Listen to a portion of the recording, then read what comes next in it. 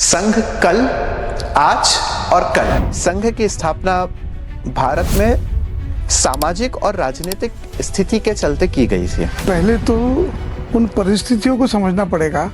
समाज की स्थिति ऐसी थी कि आप मुझे पागल कह लो तो चलेगा, लेकिन मुझे हिंदू मत कहो। पूरे समाज में एकता की भावना की भी कमी थी। डॉक्टर हेडगेवार साहब ने संघ या आरएसएस की शुरुआत की थी।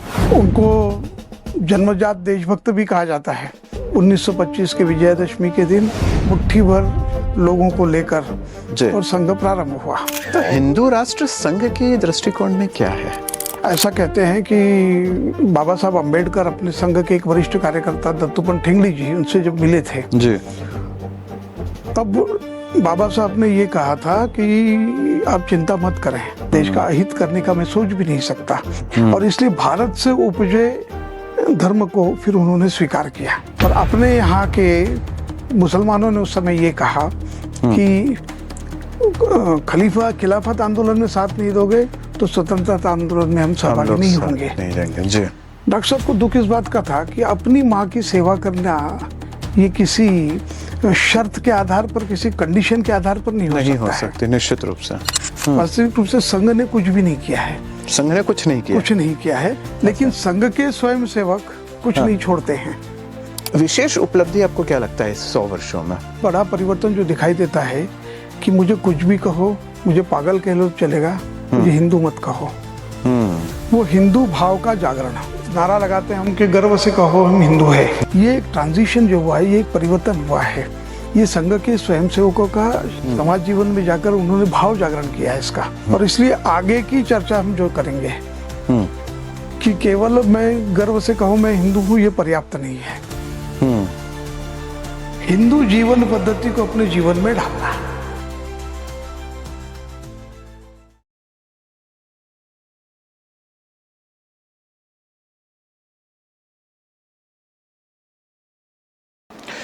परम वै भवन वे तुम्हें तत्वराष्ट्रं समर्था भगत्वा शिशाति वृषम।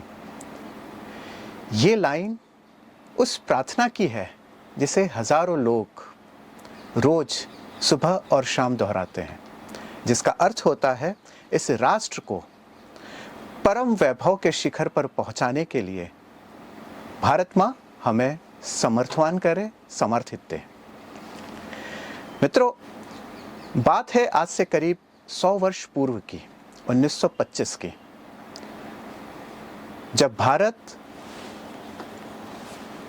संघर्षरत था अपने देश की आज़ादी के लिए, जब भारत बटा हुआ था समाज में, जब भारत लड़ाई लड़ रहा था अपनी आज़ादी को परम पर पाने के लिए।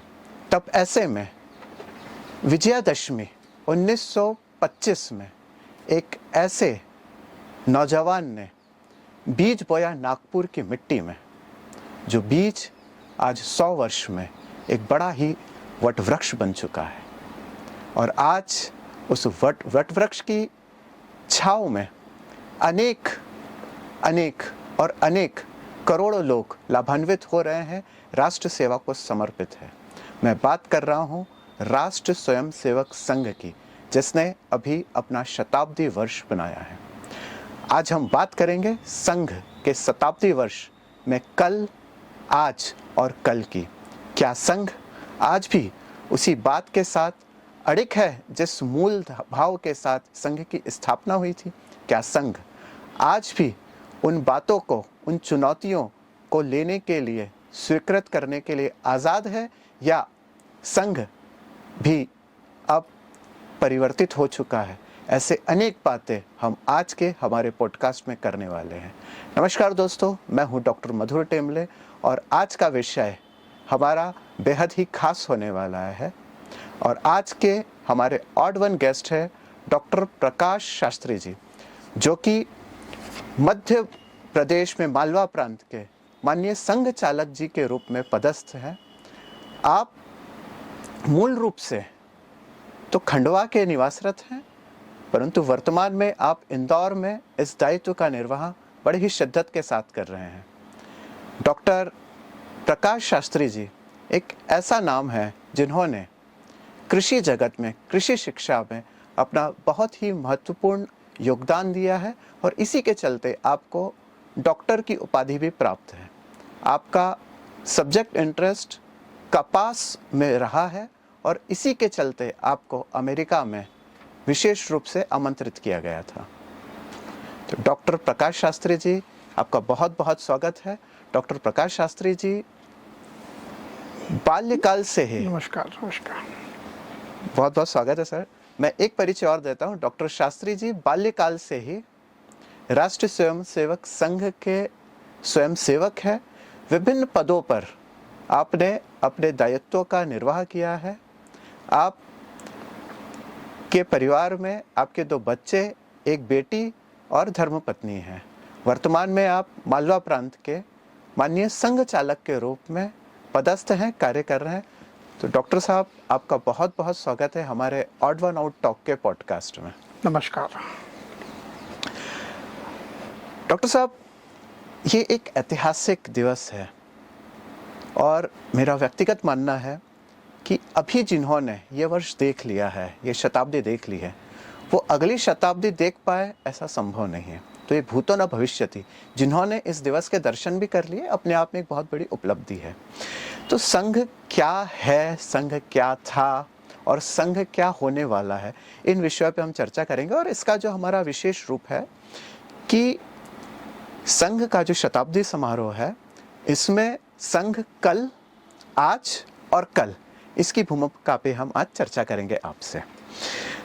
शुरुआत में वैसे सभी को जानकारी है, संघ की स्थापना भारत में सामाजिक और राजनीतिक स्थिति के चलते की गई थी। डॉक्टर हेडगेवार साहब ने संघ या आरएसएस की शुरुआत की थी। उसका मूल लक्ष्य आपकी शब्दों में क्या था? हमको पहले तो उन परिस्थितियों को समझना पड़ेगा जिन परिस्थितियों में, और डॉक्टर साहब मतलब डॉक्टर केशव बलिराम हेडगेवार जी ने जी। और ये निर्णय लिया कि राष्ट्रीय स्वयंसेवक संघ की स्थापना करना चाहिए।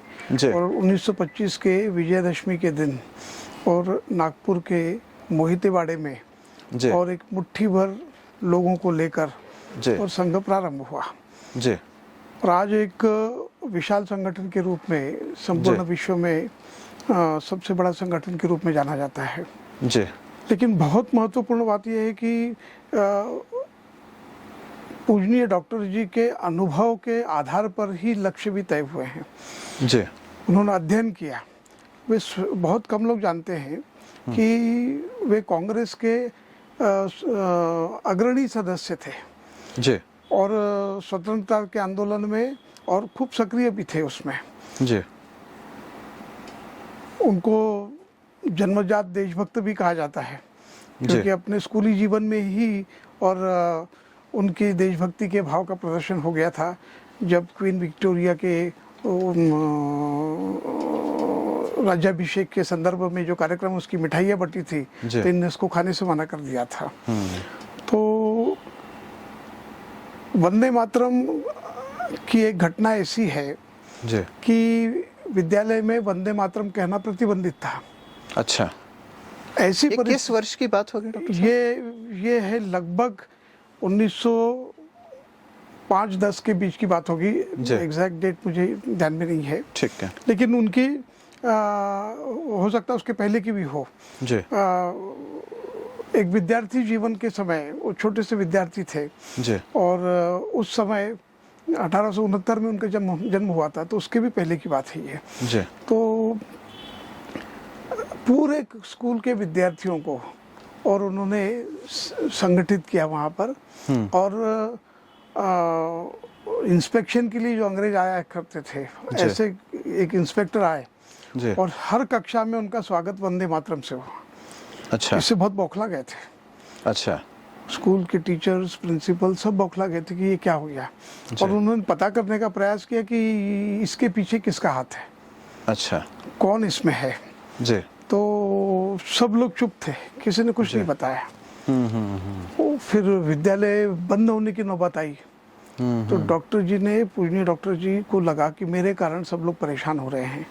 फिर उन्होंने स्वीकार किया, उनको विद्यालय से निकाल दिया गया था।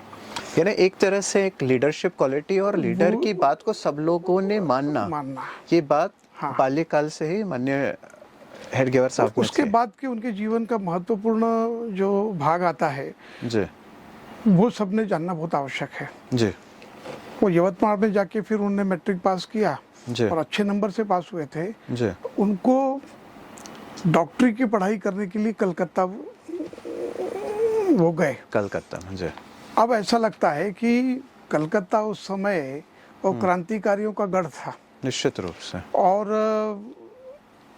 शायद इसी को ध्यान में रखते हुए उनने कलकत्ता में पढ़ाई करने का निर्णय किया था। वहाँ अनुशीलन समिति के वो सदस्य बने।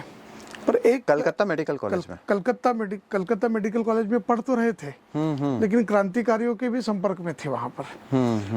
और वहाँ पर वो अनुशीलन समिति के सदस्य भी बने वो। और उसके बाद पर उनको एक बड़ा अच्छा अनुभव आया वहाँ पर। जो अनुभव आया बाद में संघ की स्थापना में, वो अनुभव बहुत काम दिया उनका। उनको ध्यान में आया कि ये मार्ग तो बहुत अच्छा है, इसमें कोई देशभक्ति की कमी नहीं है। लेकिन सामान्यतः हो क्या रहा था कि एक क्रांतिकारी निकले और वो अपने गंतव्य तक पहुंचने के पूर्व ही अंग्रेजों को जानकारी हो जाती थी। तो फिर डॉक्टर साहब ने सोचा कि कोई दूसरा मार्ग हमको देखना पड़ेगा। वो चिंतन तो निरंतर करते थे। फिर पढ़ाई के बाद फिर वो वापस नागपुर आ गए और फिर सक्रिय स्वतंत्रता के आंदोलन में फिर सहभागी हुए।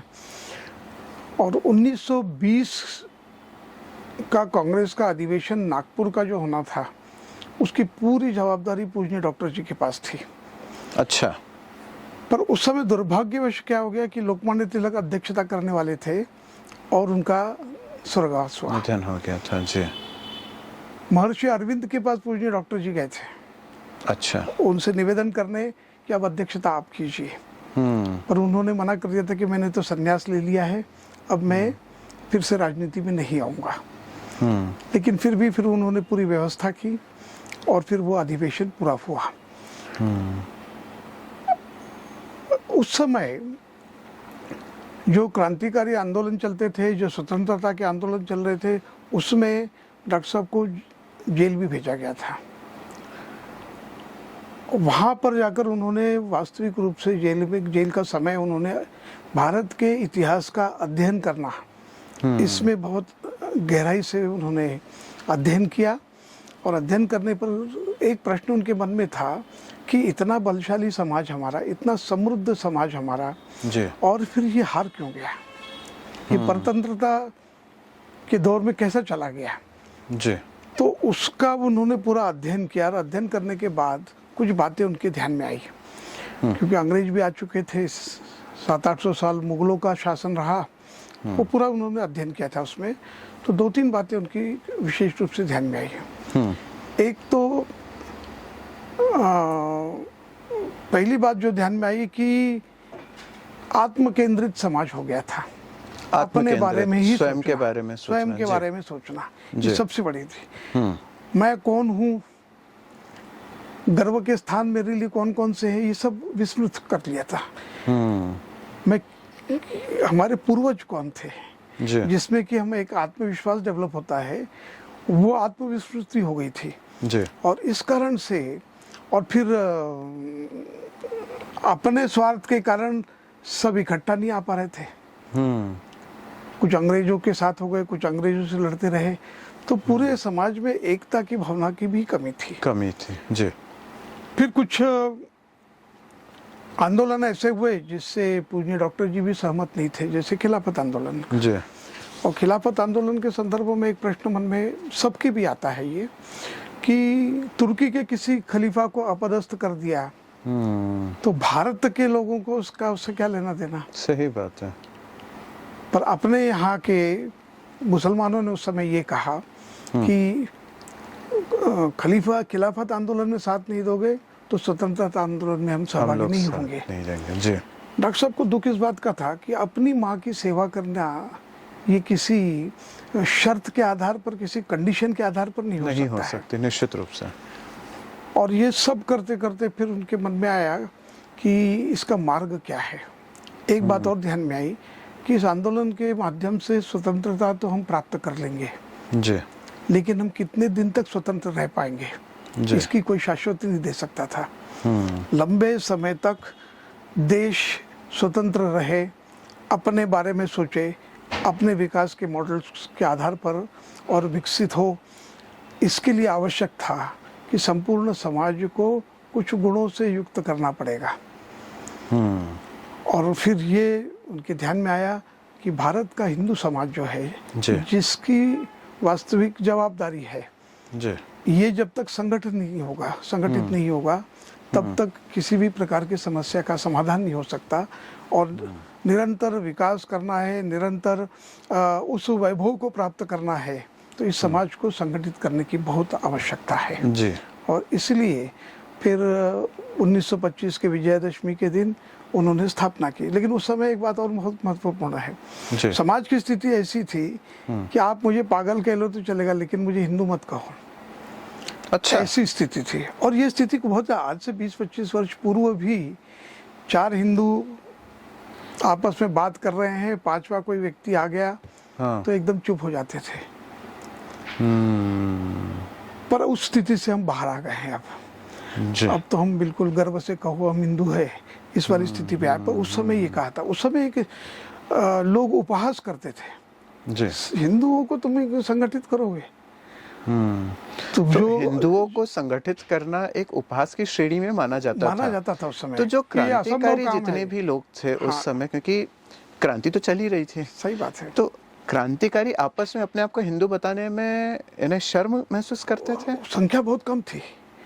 और डॉक्टर साहब के इस काम को कुछ लोगों ने, और खास करके जैसे सुभाष चंद्र बोस है, बाबा साहब अम्बेडकर है, पूजनीय गांधी जी है, उन्होंने जब काम देखा तो उनके ध्यान में आया ये काम तो बहुत अच्छा है, लेकिन संपूर्ण हिंदू समाज को संगठित करने में कितना समय लगेगा।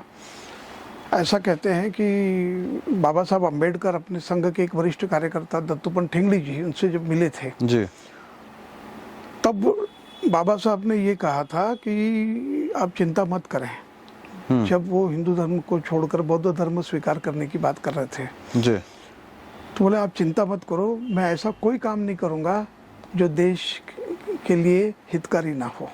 देश का अहित करने का मैं सोच भी नहीं सकता। और इसलिए भारत से उपजे धर्म को फिर उन्होंने स्वीकार किया। जी, तो ये आपने मूल बताया कि इसका उद्देश्य क्या था, और उसी माटी से आज लाखों करोड़ों लोग आज अपने आप को गौरवान्वित महसूस करते हैं और गर्व से उस बात को कहते भी कि हम स्वयं सेवक हैं। मेरा अगला प्रश्न ये है कि 1925 में जो संघ था और 2025 में जो संघ है, क्या ये दोनों संघ अलग हैं, या अगर है तो ये कैसे है? इसका अगर मूल उद्देश्य एक है कि इसकी कार्य पद्धति थोड़ी सी परिवर्तित हुई है? ऐसा है, 1925 में संघ प्रारंभ हुआ था, वो धीरे धीरे और क्रमिक विकास होता गया। हिंदू समाज को संगठित करना, यह हिंदू राष्ट्र है, इन बातों को छोड़कर ये अपरिवर्तनीय है। 25 से जो चालू हुई वो आज भी चल रही है। कार्य पद्धति में क्रमिक विकास होता गया। संघ में सब कुछ परिवर्तन हो सकता है, आपने अनुभव भी किया होगा। संघ में पहले चमड़े का बेल्ट चलता था, फिर आग्रह ऐसा समाज की ओर से आग्रह, संतों का आग्रह आया था कि समाज के संतों का आग्रह करना चाहिए, उसको स्वीकार कर लिया। फिर फुल पैंट की बात आई, तो फुल पैंट की बात आई तो फुल पैंट को भी हमने स्वीकार कर लिया। संघ फ्लेक्सिबल है। मूल जो संघ की का उद्देश्य है कि हिंदू समाज को संगठित करना है और यह हिंदू राष्ट्र है, इस पर किसी भी प्रकार का कॉम्प्रोमाइज कभी संभव नहीं है। और अभी तक 100 वर्ष की यात्रा में ये कहीं पर भी कॉम्प्रोमाइज नहीं किया हमने। अच्छा, तो हिंदू राष्ट्र संघ के दृष्टिकोण में क्या है? एक बात तो पहले मैं बताऊं, तो संघ का दृष्टिकोण ऐसा अलग अलग बातें करने में एक प्रकार का भ्रम होता है। संघ नया कुछ भी नहीं कर रहा है। संघ हमारे ऋषि मुनियों ने, महापुरुषों ने जो प्रयास किए थे और अपने देश में सुधार लाने की दृष्टि से और उस दिशा में ले जाने की दृष्टि से अनेक महानुभावों ने काम किए हैं। जी संघ ने केवल कार्य पद्धति एक अभिनव विकसित की है। संघ का काम क्या है? संघ का काम केवल एक है, जिसको हम कहते हैं मनुष्य निर्माण, कार्यकर्ता निर्माण। इसके अलावा संघ कुछ भी नहीं करता है। यानी संघ का जो मूल कार्य है वो हाँ। कार्यकर्ता का निर्माण करना, हाँ। कार्यकर्ता को मनुष्य संस्कार देना, हाँ। और संघ की विचारधारा से जुड़ना कि समाज में मिल के रहे, राष्ट्रभक्ति जुड़ से के रहे। ओतप्रोत हो, जी संवेदनशीलता आए, हाँ अपने समाज के प्रति स्नेह और प्रेम का भाव निर्माण हो। यह मेरा अपना समाज है। जब हम वसुधैव कुटुंबकम कहते हैं जी तो हमारा विस्तारित परिवार होगा हमारा। इन सब बातों को समझे, उसको आत्मसात करें। इसलिए संघ की शाखा के 1 घंटे के कार्यक्रम जो रहते हैं, जी उस 1 घंटे के कार्यक्रमों में बहुत, जिसको हम साइंटिफिक कहते हैं, वैज्ञानिक तरीके से उन कार्यक्रमों की रचना की गई है, जी जिसमें कि सहज ही वो गुण विकसित हो जाते हैं। सहज ही वो गुण व्यक्ति का विकसित हो व्यक्तित्व जाते निर्माण हो रहा है। हाँ। ठीक है, अब मैं ये पूछता हूँ कि जो संपूर्ण भारत है उसमें सामाजिक जीवन में संघ ने कौन कौन से ऐसे महत्वपूर्ण बदलाव किए हैं जो व्यक्ति को दिखते हैं? आपकी नज़र में कौन कौन से ऐसे महत्वपूर्ण बदलाव? हैं। देखो, संघ की यात्रा में जो धीरे धीरे जो दिखने लगा है, जी उसमें 1970 के लगभग, 70 के दशक तक संघ केवल एक काम करता था। जी वो है, संघ की व्याख्या ऐसी होती थी, संघ यानी क्या? संघ यानी शाखा, शाखा यानी क्या? शाखा यानी संघ। इसके अलावा कोई दूसरा काम नहीं करता था। कुछ अपवाद है उसमें, लेकिन मूलतः ये काम ही संघ ने किया। जब कार्यकर्ताओं का एक अच्छा बड़ा पुंज निर्मित हो गया, तो स्वयंसेवक, अब जैसे मैंने कहा कि संघ ने तो केवल यही काम किया, इसलिए आपने जो प्रश्न किया कि सामाजिक जीवन में क्या क्या बदलाव दिखाई देते हैं, वास्तविक रूप से संघ ने कुछ भी नहीं किया है। संघ ने कुछ नहीं किया? कुछ नहीं किया है, लेकिन संघ के स्वयंसेवक कुछ नहीं छोड़ते हैं। वो स्वयंसेवक समाज में जाते हैं, उनको लगता है यहाँ परिवर्तन होना चाहिए। जैसे शिक्षा के क्षेत्र में जी ऐसे किसी कार्यकर्ता को लगा तो उन्होंने एक उत्तर प्रदेश में शिशु मंदिर प्रारंभ किया। फिर उस मॉडल को देख के अनेक शिशु मंदिर प्रारंभ हुए। फिर ऐसा लगा कि इसकी एक व्यवस्थित रचना होनी चाहिए, इसलिए विद्या भारती का गठन हो गया। ये सब काम जितने दिखाई देते हैं समाज जीवन के भिन्न भिन्न क्षेत्रों में संघ के स्वयंसेवक गए हैं और वहाँ पर जाकर बहुत अच्छा और काम आवश्यकता के अनुसार काम खड़ा किया। एक उदाहरण मैं बताता हूँ आपको। जी प्रेरणा संघ की रही है, जहाँ सीखा संघ में, जी जिन संस्कारों को लिया है जी उन संस्कारों को लेकर समाज में जाकर काम करना। जी भारतीय मजदूर संघ की स्थापना हुई। जी अपने एक बहुत वरिष्ठ कार्यकर्ता दत्तोपंत जी ने उस काम को मजदूर संघ की किया था। स्थापना की थी। जी ठीक है। अब मजदूर संघ, उन्होंने Indian national trade union Congress में वो गए, कुछ जी। साल रहे जी वहाँ पर, यूनियन कैसे चलाते हैं उनकी कार्य पद्धति को सीखा समझा, जी और फिर भारतीय मजदूर संघ की स्थापना की। जी अब भारतीय संघ मजदूर संघ एक दूसरे संगठन जैसा संगठन रहेगा ऐसा नहीं था। उन्होंने उसके दर्शन को ही बदल दिया। सामान्यतः ट्रेड यूनियंस का नारा क्या रहता है? हमारी मांगे पूरी करो चाहे जो मजबूरी हो। इस नारे को बदला है। तो ये जो ये मजदूर देश, संघ है, उन्होंने नारा क्या दिया? देश के हित में करेंगे काम, काम के पूरे लेंगे दाम। यानी ऐसा कोई काम नहीं करेंगे जिसमें देश का अहित हो, लेकिन मजदूरों के कल्याण के सब बातें हम करेंगे। सब तो ये काम हम मजदूर कल्याण संघ की जो हम बात करते जी, हैं, जी, तो ये जी। क्या संघ का ही एक प्रकल्प है? संघ का कोई प्रकल्प नहीं है। समाज जीवन में गए, कुछ कार्यकर्ताओं जहाँ को कोई लगा, कमी देखी उस वहाँ कमी पे को लोगों पूरा ने क्या करने के लिए चालू किया। जो संघ संघ के से कोई डायरेक्टिव्स नहीं, अच्छा संघ का कोई उसमें इंटरफेरेंस नहीं। जी। ये जितने हमको दिखाई देते हैं ये सब स्वतंत्र और स्वायत्त है। सब निर्णय करने के लिए स्वतंत्र है, सब अपना निर्णय करते हैं। जहां आवश्यकता दिखती है वहां पर काम खड़े हो जाते हैं। 35 से 40 समाज जीवन के क्षेत्रों में अच्छे प्रभावी संगठन हो गए हैं। विद्यार्थियों के क्षेत्र में अखिल भारतीय विद्यार्थी परिषद है। तो अखिल भारतीय विद्यार्थी परिषद क्या संघ के स्वयंसेवकों द्वारा ही प्रारंभ किया गया है, सब काम। तो जितने भी प्रकल्प चलते जी, हैं जी। जैसे सेवा भारती हो गया है या जो दिव्यांगों के लिए सक्षम है या जो ये सब स्वयंसेवकों ने खड़े किए हैं। अच्छा तो समाज और संघ एक विशेष बात और जी। स्वयंसेवकों ने समाज को साथ में लेकर किया है, जी। और इसलिए ये सब परिवर्तन जो दिखाई देते हैं हमको, जी ये सब समाज ने परिवर्तन किए हैं। तो संघ वही के बात स्वयंसेवक वही आती है जी, जी। कि हम या व्यक्ति जानता है कि ये संघ ने किया है, तो आपका ये कहना है कि संघ ने नहीं किया है, जितने भी प्रकल्प चल रहे संघ ने नहीं किए, संघ के कार्यकर्ताओं ने एक स्वयंसेवकों ने किए हैं। संघ के स्वयंसेवकों ने कहीं कमी देखी किसी चीज की और उसको पूरी करने के लिए उन्होंने ये कार्य किया है, ये आपका कहना है। जी। तो यानी संघ का कोई प्रकल्प नहीं है, संघ का कोई प्रकल्प संघ नहीं का है। कोई प्रकल्प नहीं है। जितनी भी जो शाखाएं चलती है या जितने भी जो अभी आपने बहुत सारे नाम बताए, सेवा भारती से लेके शिशु मंदिर या इस तरह की जो भी है, जी। ये उन्हीं के संघ के ही स्वयंसेवकों द्वारा चलाए जाने वाले काम है जी। अच्छा, संघ के 100 वर्ष में 2 या 3 ऐसी विशेष उपलब्धि आपको क्या लगता है इस 100 वर्षों में? वैसे तो बहुत है, हाँ। पर आपकी नजर जो जिसने पूरा समाज के दृष्टिकोण को बदल दिया कि संघ ने ये कार्य किया है।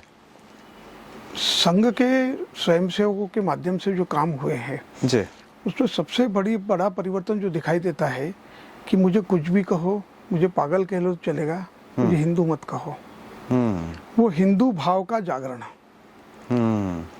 ये आज नारा लगाते हैं हम कि गर्व से कहो हम हिंदू है। जी। ये एक ट्रांजिशन जो हुआ है, ये एक परिवर्तन हुआ है।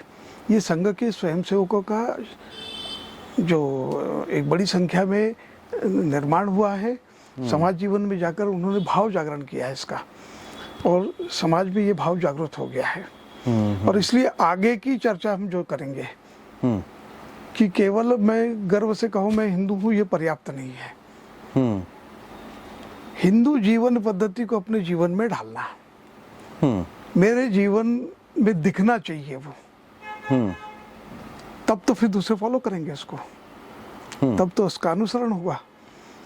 और इसलिए अब हम उस चरण में आ गए हैं जी। इस 100 वर्ष की यात्रा में कुछ बातें बहुत महत्वपूर्ण है जी। जो बताना, क्यों संगठन इतना शक्तिशाली और जो भी लक्ष्य तय करता है उसको प्राप्त करता है, ऐसा करने वाला संगठन कैसे बना। तो जो मैंने बताया कि उपहास से प्रारंभ हुआ, थोड़ा सा बढ़ा, ये 48 की बात है जी। थोड़ा सा बढ़ा तो देश स्वतंत्र हो गया था जी। कांग्रेस ने प्रस्ताव रखा था कि इसका विलय कांग्रेस में कर लो करके। अच्छा। तो पूजनीय गुरु जी थे अपने द्वितीय सरसंघचालक जी, उन्होंने स्पष्ट मना किया। और इस कारण से फिर अनेक प्रकार के विरोध हमको झेलना पड़े थे संघ को। अगर उस समय संघ कांग्रेस में विलय हो जाता तो कोई समस्या होती? समाज में तो जो हम परिवर्तन लाना चाहते हैं वो समाज में परिवर्तन ही नहीं लाने की संभावना ही खत्म हो जाती उस समय। अच्छा, कांग्रेस इस चीज को करने नहीं देती? करने देती, वो अगर ध्यान में आता तो संघ का विरोध ही नहीं करते ना।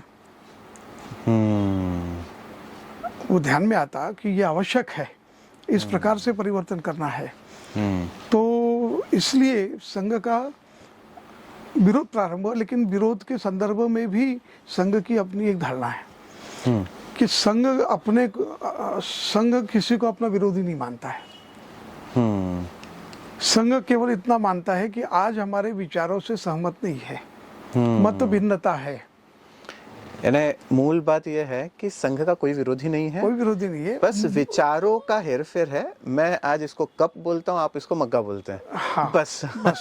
और वो आज मत भिन्नता है, कल उनको मत के साथ सहमत हो सकते हैं वो जी, और हमारे साथ आ सकते हैं। तो समस्या मत भिन्नता की है, वो हमें पूरा विश्वास है कि आगे चलते चलते ये सब मत भिन्नता भी समाप्त हो जाएगी और संपूर्ण देश एक सूत्र में पिरोया जाएगा। बहुत बड़ा लक्ष्य है वैसे, और आशा करते हैं लक्ष्य पूर्ण हो। अब संघ की बात आती है तो संघ और राजनीति ये एक दूसरे के पूरक माने जाते हैं, इसलिए क्योंकि संघ जहां नाम आता है वहां पे भारतीय जनता पार्टी या जनसंघ का उल्लेख हो ही जाता है, या भारतीय जनता पार्टी जनसंघ का उल्लेख हो या संघ का हो या एक दूसरे के पूरक का उल्लेख हो ही जाता है। तो आरएसएस और भारतीय जनता पार्टी के बीच में क्या संबंध है? क्या इसी में एक बार और है, क्या संघ भारतीय जनता पार्टी को नियंत्रित करता है? चलो, अब इसके राजनीतिक क्षेत्र में दो तीन बातें बहुत महत्वपूर्ण है। पहली बात, भारतीय जनसंघ की स्थापना संघ के किसी स्वयंसेवक ने नहीं की। श्यामा प्रसाद मुखर्जी का संघ से कोई संबंध नहीं था, लेकिन हिंदू विचारों को लेकर स्वतंत्र रूप से वो काम कर रहे थे। आप फिर बोलिए, श्यामा प्रसाद मुखर्जी जी का उन्होंने जनसंघ की स्थापना की थी, ठीक है ना? और वो स्वयंसेवक नहीं थे। वो स्वयंसेवक नहीं थे? वो स्वयंसेवक नहीं थे। अच्छा। समाज में अच्छा काम करने वाले बहुत लोग हैं, कोई जरूरी नहीं कि केवल स्वयंसेवक ही अच्छा काम करते हैं, बहुत लोग करते हैं। और इसलिए विचारों, संघ जिन विचारों को लेकर आगे बढ़ना चाहता था, उन विचारों को लेकर राजनीतिक क्षेत्र में शुचिता लाने का काम और हिंदुत्व को आधार लेकर काम करने वाला ऐसा एक राजनीतिक संगठन खड़ा हो रहा था। तो इसलिए संघ के स्वयंसेवकों को अच्छा लगा और इसलिए वो बढ़ा। ठीक है। अब राजनीतिक संगठन ये मास बेस्ड ऑर्गेनाइजेशन होता है जी। संघ के स्वयंसेवक है वहां पे, ऐसा नहीं है। संघ के कुछ स्वयंसेवक भी है वहां पर। अच्छा, संघ के स्वयंसेवक है ऐसा नहीं है, संघ के कुछ स्वयंसेवक भी है ऐसा है। कुछ स्वयंसेवक भी है। मानो आप स्वयंसेवक होते, कोई आपके ऊपर प्रतिबंध नहीं है कि आप राजनीतिक क्षेत्र में मत जाओ। आप भारतीय जनसंघ में जा सकते थे, आप भारतीय जनता पार्टी में जा सकते थे, आपकी इच्छा है तो आप कांग्रेस में भी जा सकते थे। कोई रोकने वाला नहीं। आप ये मान के चलिए कि स्वयंसेवक यानी क्या, एक सामान्य नागरिक है, लेकिन संघ के संस्कार लेकर वो समाज में है, उपस्थित है। उसके बाद वो स्वतंत्र है, क्या करे क्या ना करे। अब कोई स्वयंसेवक यदि राजनीति के क्षेत्र में है तो उससे हम नाता थोड़ी तोड़ेंगे। एक स्वयंसेवक के नाते मिलते हैं, वो शाखा भी आता है, वो व्यक्तिगत मिलते भी हैं, कार्यक्रमों में भी आते हैं, ये नाता है। और एक स्वयंसेवक होने के नाते जो हमको कभी कुछ दिखाई देता है अवगत करा देते हैं, फिर उस पर करना नहीं करना वो उनके संगठन का काम है। जैसे मैंने कहा कि स्वतंत्र और स्वायत्त संगठन है, इसलिए संघ का नियंत्रण भी नहीं है, संघ का इंटरफेरेंस भी नहीं है। नियंत्रण तो बड़ी बात हो गई, पर इंटरफेरेंस भी संघ का नहीं है। पर फिर भी कई बार देखने में आता है स्वयंसेवक जो है वो भारतीय जनता पार्टी में ज्यादा दिखाई देते हैं, क्योंकि और कहीं लोग फुल टाइम जो संघ में काफी फुल टाइम थे, उन्होंने यहाँ से या तो सेवा से अपना वो ले लिया, अपना कहना चाहिए कि रिटायरमेंट ले लिया, और फिर पार्टी में फुल टाइम अपना जॉब कर रहे हैं। यानी भाई कोई किसी को रोक नहीं है, जैसा मैंने कहा ना जी, जिसकी जैसी इच्छा होगी, जिस क्षेत्र में जाके काम करना है वो कर सकता है। संघ नहीं तय करता, संघ कोई गाइड नहीं देता, संघ तय नहीं करता कि तुम जाके राजनीति में काम करो करके। संघ ऐसा कुछ स्वयंसेवकों को नहीं कहता कुछ भी। हाँ, स्वयंसेवक के मन में हमेशा ये रहता है कि हिंदू हित में शासन आए, इसका वो प्रयत्न करते हैं कि हिंदू हित में कौन कौन सी बातें होना चाहिए, इसलिए वो बताते हैं। बाकी संघ एक एज एन ऑर्गेनाइजेशन, संघ संगठन के रूप में कोई ऑर्गेनिक रिलेशनशिप भी नहीं है। स्वयंसेवक होने के नाते केवल संपर्क है, संबंध है, और इसलिए वो स्वतंत्र है कि क्या निर्णय करना क्या नहीं करना। ये बहुत सारी बातें आज क्लियर हुई है, पर इस बात को मानना आज निश्चित रूप से देखा जाए तो उतना भी असहज भी है जितनी सहजता से आपने इस बात को बोला है। अच्छा, नहीं, वो धीरे धीरे ध्यान में आ जाएगा लोगों के। हाँ, यानी इस बात को पचा पाना इतना सहज नहीं है जो जितनी सहजता से आपने इस बात को बोला। धीरे धीरे ध्यान में आ जाएगा। जैसे जैसे संघ संगठन के रूप में और बड़ा होगा, और संघ एक संगठन के रूप में अलग से रहना भी नहीं चाहता है। संघ समाज में विलीन हो जाए। क्या है, हमारे यहाँ एक शब्द का उपयोग होता है, संपूर्ण हिंदू समाज का संगठन करना। मेरा इसी में एक और प्रश्न भी है। जी जी। तो संघ और समाज का क्या परस्पर संबंध है, या होना चाहिए, या आगे आने वाले समय में होगा? वही मैं बता रहा हूँ जी। संघ संपूर्ण हिंदू समाज का संगठन करना चाहता है, हिंदू समाज में संगठन नहीं करना चाहता। समाज का संगठन करना चाहता है, समाज में संगठन करना चाहता है। ठीक है। में जब करेंगे तो फिर हम थर्ड पार्टी बनेंगे। हाँ संघ और समाज अलग नहीं है जी। और इसलिए हम कहते हैं ना कि ये स्वयंसेवक संघ समाज में जब जाते हैं जी। तो एक सामान्य नागरिक के रूप में है वो, लेकिन कुछ गुणों से युक्त है जो हम अपेक्षा करते हैं कि वो संक्रमित हो बाकी पूरे समाज में। वो धीरे धीरे उसका संक्रमण भी हो रहा है। उनके व्यवहार, उनका अप्रोच, उनका विचार, उनका दृष्टिकोण संघ के स्वयंसेवक का लोग जब देखते हैं तो वो प्रभावित होते हैं और वो भी इस विचार के साथ खड़े होने के लिए तैयार हो जाते हैं। तो कुल मिलाकर आगे जाकर संघ एक सेपरेट एंटिटी के रूप में दिखना भी नहीं चाहता और इसलिए मैंने कहा कि संघ ने कोई काम नहीं किया है, सब समाज ने किया है। संघ ने कोई कार्य नहीं किया, समाज ने किया है। संघ के स्वयंसेवक भी समाज का भाग है, वो बाकी समाज को लेकर और वो करते हैं जहाँ जहाँ उनको ऐसा लगता है। फिर अगर कोई गलत कार्य कोई स्वयंसेवक कर लेता है, ठीक है, तो वहां पे संघ फिर उससे पीछे क्यों छुड़ा लेता है? एक स्वयंसेवक होने के नाते हाँ। और यथासंभव प्रयास करते हैं कि ऐसी कोई बात दोष दिखाई देता है, यदि ऐसा कोई, तो उस दोष का निवारण कैसे हो सकता है, इसी का प्रयत्न किया जाता है। जैसे किसी स्वयंसेवक ने कोई ऐसा कृत्य कर लिया जो कानून की नजर में सही नहीं, तो उसको बचाने का कोई ऐसा प्रयास नहीं करेंगे हम। अच्छा। अगर कानून की दृष्टि से अपराधी है तो फिर उसको संरक्षण नहीं देंगे। संरक्षण का प्रश्न ही नहीं उठता है। संरक्षण का प्रश्न ही नहीं उठता है। ठीक है। अब हम बात करते हैं वर्तमान में चुनौतियां संघ को जो मिली है या मिल सकती है और इसकी भविष्य की दिशाओं पे बात करते हैं। तो आने वाले 100 वर्षों में संघ की जो मुख्य प्राथमिकताएं हैं वो क्या होगी? अब इसको क्योंकि एक विजन, जैसे समझ गया आपका प्रश्न समझ गया मैं जी। इसको इस दृष्टि से समझिए कि संघ प्रारंभ हुआ था 1925 में। संघ के व्यक्ति निर्माण का काम गति पकड़ता गया, एक कार्यकर्ताओं का पुंज खड़ा हुआ, स्वयंसेवक समाज में गए, समाज जीवन के आधार पर और व्यवस्था में परिवर्तन किया है। अब इस व्यवस्था के अनुरूप समाज का मन बने, उसको हम कहते हैं समाज परिवर्तन। व्यवस्था के अनुरूप समाज का मन परिवर्तित हो। जी। भाई हम कहते हैं कि मातृभाषा में शिक्षा होनी चाहिए। जी। समाज का मन तैयार करना पड़ेगा उसके लिए, एकदम से नहीं होगा समाज का मन। स्व के भाव को, सब मेरा है, ये मेरा देश है, मेरी अपनी मातृभूमि है, तो स्व के भाव का जागरण करना। तो अब ये समाज परिवर्तन का दौर आ गया है जी। और इसलिए हम अपने कार्यकर्ताओं से भी कहते हैं और समाजजनों से भी बातचीत जब करते हैं, संघ के दूसरे शताब्दी वर्ष हम देखना ही नहीं चाहते हैं। उसके पूर्व में, और जैसा कि कहते हैं ना कि अब हमको इतना समय यहाँ तक लगा आने में, आगे परिवर्तन में उतना समय नहीं लगने वाला है। सही बात क्योंकि है। हमारा समाज में एक इकोसिस्टम बन चुका है। जी। हमारा समाज अनुसरण करने वाला है। हमको मॉडल्स खड़े करना है, उन मॉडल्स को देखते हुए समाज उसका अनुसरण करे।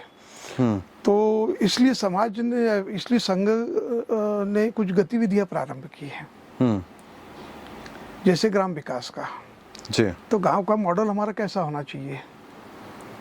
पहले आज के जो विकास का मॉडल है हमारा, जी, ठीक है, अभी चल रहा है, हम भी उसी के साथ चलेंगे अभी कुछ, पर एक आदर्श मॉडल जो है, विकेंद्रित व्यवस्था जो पहले थी हमारी, गांव स्वावलंबी रहता था।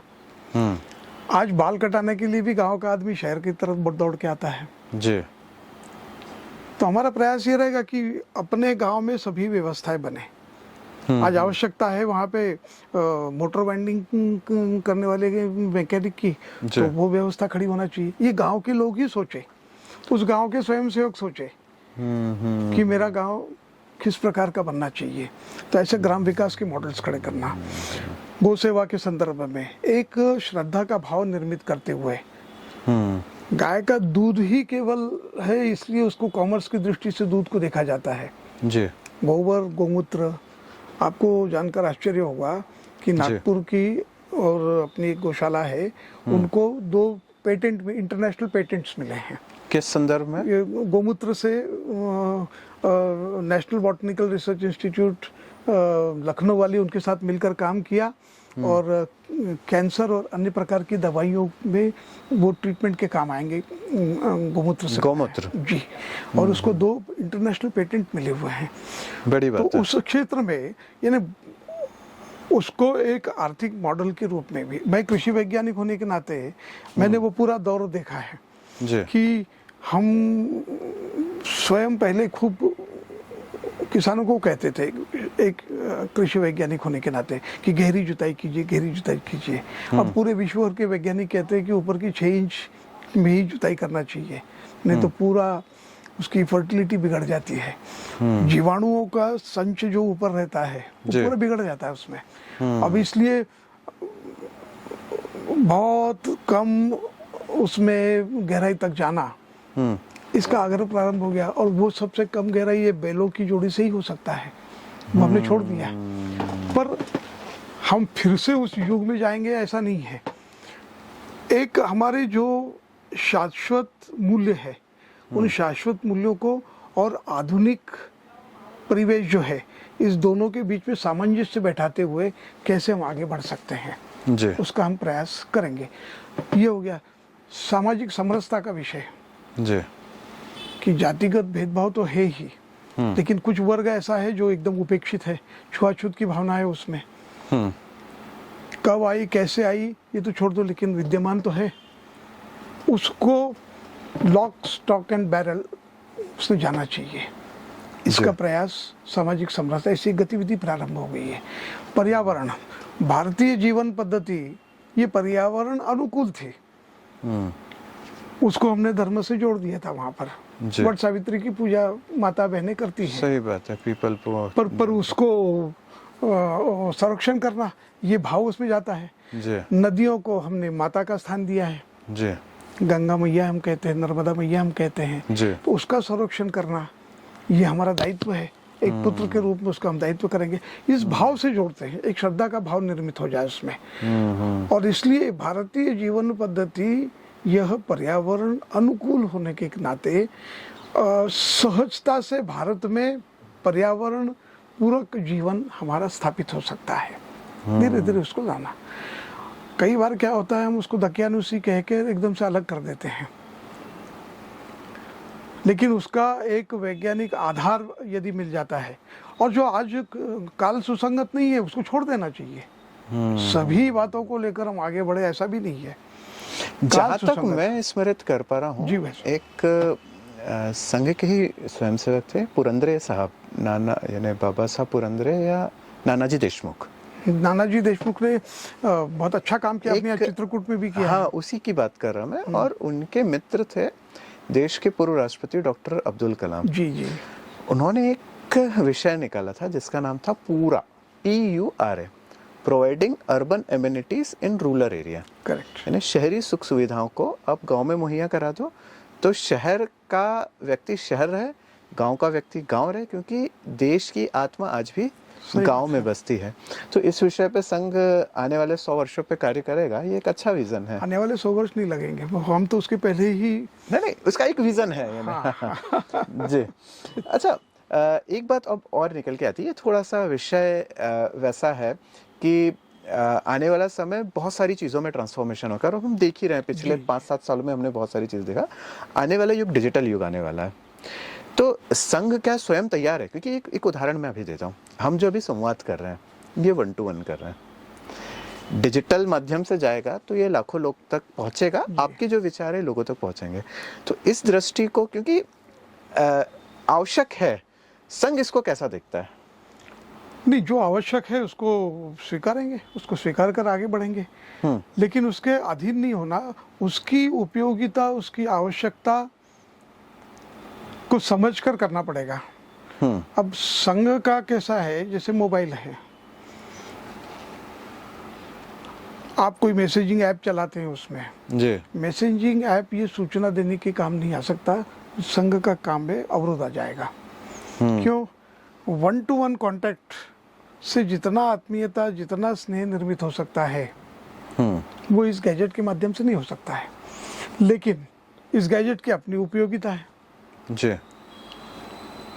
त्वरित सूचना करना है, त्वरित कुछ डेटा संकलित करना है, तो उसके लिए तो करेंगे उसका उपयोग। संघ में पावर पॉइंट प्रेजेंटेशंस भी प्रारंभ हो गए। संघ की बैठकों में पावर पॉइंट प्रेजेंटेशंस भी हो रहे हैं। जी तो उस जहाँ जहाँ जैसा आवश्यक है, वहाँ उसको स्वीकार करते हुए हमको आगे बढ़ना है। अपने 100 वर्ष की मुख्य प्राथमिकताएं भी बताई। अगला प्रश्न ये है कि शताब्दी वर्ष की आपकी प्रमुख योजनाएं कौन कौन सी हैं? हाँ, ऐसा है, ये 100 वर्ष की यात्रा हुई है, उसमें कुछ काम हुए हैं जिसको और स्वयंसेवकों ने आगे बढ़ाना, जी ऐसी अपेक्षा है। सेवा के क्षेत्र में बहुत अच्छा काम संघ के स्वयंसेवकों ने खड़ा किया है। जी उसका मूल उद्देश्य ये है कि जिस संवेदनशीलता मनुष्य के हृदय में रहती है, वो संवेदनशीलता प्रत्येक हिंदू के भाव मन में आ जाए, और इसलिए सेवा के काम से जोड़ना। तो दृश्यानुभूति करवाना, ऐसी जगह ले जाना, और प्रत्येक व्यक्ति को लगे, प्रत्येक हिंदू को लगे कि मेरा ये अपना काम है, मुझे सेवा के काम में लगना चाहिए। ये सेंसिटिविटी जो है, संवेदनशीलता, ये जागरूक करने का बहुत बड़ा काम है। हिंदू होने के नाते ये परम कर्तव्य है हमारा। एक तो ये बात है। दूसरा, अब जो संघ के शताब्दी वर्ष है, इसमें हम और विस्तार का एक लक्ष्य रखा है इसमें। अभी हमारा विस्तार, दैनिक लगने वाली शाखाएं 17,000 के ऊपर हो गई है। इसको और विस्तारित करना है हमको, और इसलिए कुछ कार्यक्रमों की योजना हुई है। विजयदशमी का उत्सव, ये संघ के स्वयंसेवक के रूप में उत्सव किस प्रकार से मनाना, शस्त्र पूजन करना, कई जगह पर अपने इंदौर महानगर में और मालवा प्रांत में सब जगह संचलन निकले हैं, और अच्छे प्रभावी संचलन निकल रहे हैं। उसमें समाज का एक विश्वास जागृत होता है, और बड़ी संख्या में नए लोग जुड़े हैं इसमें। उन नए लोगों को फिर चैनलाइज करके और अच्छे कामों में लगाना।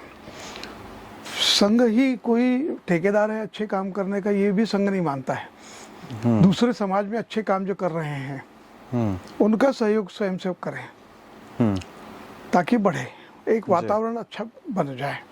दूसरा, जैसे मैंने पहले कहा था कि गर्व से कहो हिंदू है, ये पर्याप्त नहीं है। हिंदू जीवन पद्धति को अपनाना, हिंदू जीवन पद्धति को अपनाना। जी जब हम पूरे विश्व के समक्ष एक मॉडल बन के खड़े हो जाएंगे, उनका विश्वास जागरूक होगा, तब फिर वो प्रेरणा लेंगे भारत से।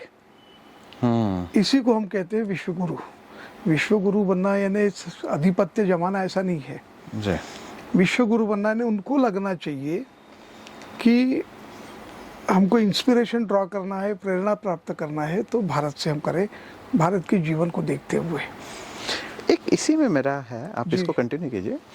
गुरु बनने से पहले कहीं ऐसा नहीं लगता कि हमें पहले एक शिष्य बनना चाहिए?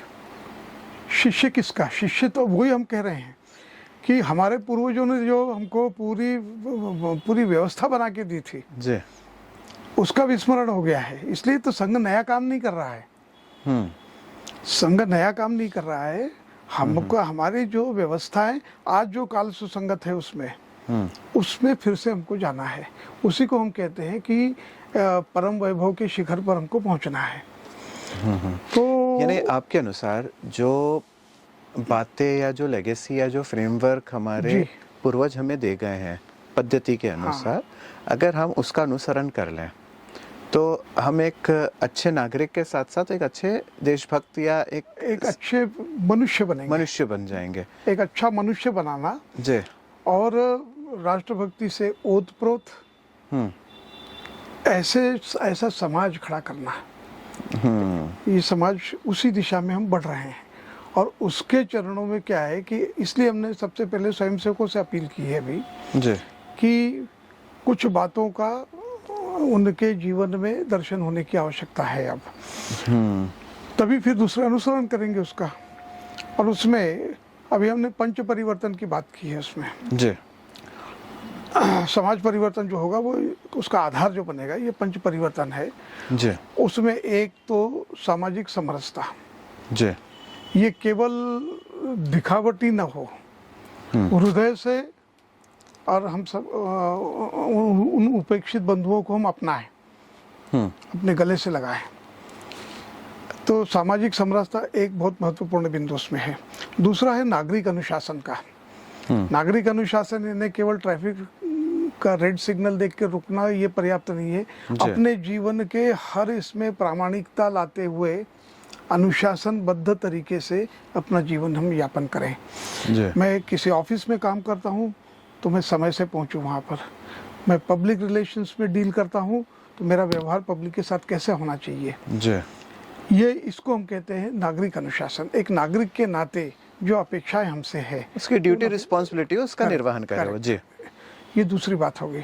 तीसरा पर्यावरण की तरफ से, आज विश्व में पर्यावरण एक बहुत बड़ा संकट बन गया है, निश्चित रूप एक बड़ा विषय बन गया है। हमारी जीवन पद्धति पर्यावरण अनुकूल है और इसलिए पर्यावरण के प्रति इन्हें अपने यहाँ पर जो मूल भावना है, अपनी संस्कृति की बात हम करते हैं जी, अपने आध्यात्म की बात हम करते हैं, तो हम कहते हैं कि सब में अद्वैतवाद जिसको हम कहते हैं, अद्वैतवाद का सिद्धांत है। अहम ब्रह्मास्मि शंकराचार्य जी ने कहा था। तो उसमें क्या है, हम सब में ब्रह्म का दर्शन करें तो हम कभी उसके साथ गलत व्यवहार नहीं कर सकते हैं। निश्चित रूप से हम नमस्ते भी करते हैं तो ऐसा कहते हैं कि हम आप में बैठे हुए ब्रह्म को नमस्कार करते हैं जी। तो वो भाव फिर से स्थापित हो जाए तो फिर ये छुआछूत और अनेक प्रकार के भेदभाव का वातावरण ये सब समाप्त हो जाएगा जी। प्रकृति में भी हम ईश्वर का दर्शन करते हैं तो पेड़ पौधे हमारी इकोलॉजी जो है पूरी वो संरक्षित रहेगी और इसलिए ये सब को देखते हुए हम करें। मॉडर्न परिप्रेक्ष्य में हम देखें तो एनर्जी का एक बैलेंस्ड यूज, अनावश्यक बिजली, हमको बिजली मिल रही है, मेरे पास पैसा बहुत है तो मैं चाहे बिजली जमा बनाऊं, जो आखिर कर फिर वो पर्यावरण के लिए घातक है ना। ये इस प्रकार के एक पर्यावरण के प्रति और सेंसिटिव बनाना विचार को रखना है जी। ये तीसरा विषय हो गया। चौथा विषय इसमें विशेष रूप से स्व के भाव को जागृत करना, ये मेरा अपना है जी और मेरा देश है, मेरे भाई है, मेरे बहन है, मेरा समाज है जी। समाज के प्रति अपनापन, तो फिर स्वस्थ समाज के लिए हम तैयार हो जाएंगे। समाज हमारा स्वस्थ हो जाएगा तो समाज का नेतृत्व करने वाले, जनपदों के नेतृत्व करने वाले, देश के नेतृत्व करने वाले सब स्वस्थ लोग हमको मिलेंगे जी। आज हम भ्रष्टाचार की बात करते हैं, समाज में व्याप्त है, आखिर वो लोग आए कहाँ से? इसी समाज से आए। जो आत्म केंद्रित समाज हमारा हो गया था उसी में से तो निकले हैं नहीं ये, इसलिए समाज को स्वस्थ करना बहुत आवश्यक है। ऐसे इन बातों के ऊपर विशेष रूप से ध्यान देकर समाज परिवर्तन की दिशा में काम करने का तय किया है। और शताब्दी वर्ष की दृष्टि से अभी पहला उत्सव विजयदशमी का हो गया है, सामाजिक सद्भाव ये दूसरा विषय है। सामाजिक सद्भाव बैठकें करेंगे, सभी समाज के प्रमुखों को और समाज के प्रभावी लोगों को साथ में बैठकर एक सूत्र में पिरोने का काम। किसी एक समाज की समस्या है वो संपूर्ण हिंदू समाज की समस्या है, ये भाव निर्मित होना चाहिए कि हम सब एक है। वो एकात्म का भाव समाजों के भीतर, जो कई बार ऐसा लगता है कि मैं उच्च समाज का हूँ, कोई दूसरा समाज का है, तो इस भेदभाव को दूर करते हुए प्रत्येक समाज ये मेरा अपना अंग है, उसका अच्छा विकास हो, स्वस्थ समाज वो बने। दूसरा कार्यक्रम ये होने वाला है। फिर बृहद हिंदू सम्मेलन होने वाले हैं और वो भाव जागरण होगा। बृहद हिंदू सम्मेलन में क्या होगा? हमने तय किया है कि हर बस्ती में और हर मंडल में, मंडल यानी 8-10 गांव का एक मंडल बनता है हमारा, वहाँ पर हिंदू सम्मेलन, हिंदू के नाते जागरूक हो, हिंदू के नाते इकट्ठे होना प्रारंभ करें। संघ की एक विशेषता है, संघ सामूहिक निर्णय में विश्वास करता है। व्यक्तिगत निर्णय में विश्वास नहीं करता है वो। तो समूह के रूप में काम करना सीखे हमारा समाज। वो धीरे धीरे उस प्रकार से एक व्यवस्था खड़ी हो जाए, वो भाव जागरण का वो भी एक विषय है। फिर बृहद ग्रह संपर्क होने वाला है। तो बृहद ग्रह संपर्क में प्रत्येक हिंदू घर में जाना, और संघ के बारे में कई प्रकार की भ्रांतियां हैं। अब अपनी चर्चा में भी आपने भी कई प्रश्न पूछे उसमें, तो इन भ्रांतियों को दूर करना और संघ की सही समझ क्या है, क्योंकि संघ को समझना है तो संघ के निकट आना पड़ेगा। तो ये पूरे भारतवर्ष में होगा? जो पूरे भारतवर्ष में, पूरे देश भर में चलने वाला है ये। एक तरह से ये जनगणना ही हो गई है। जनसंपर्क कह लो आप। जनसंपर्क। छोटे छोटे समूह में संगोष्ठियां होंगी। अच्छा। देश की ज्वलंत समस्याओं को लेकर और उन समस्याओं पर चर्चा होगी। स्थानीय समूह बनेंगे उसके। एक मैं चुनौती की बात करता हूँ, ये बड़ी गहन चुनौती आज की तारीख में है।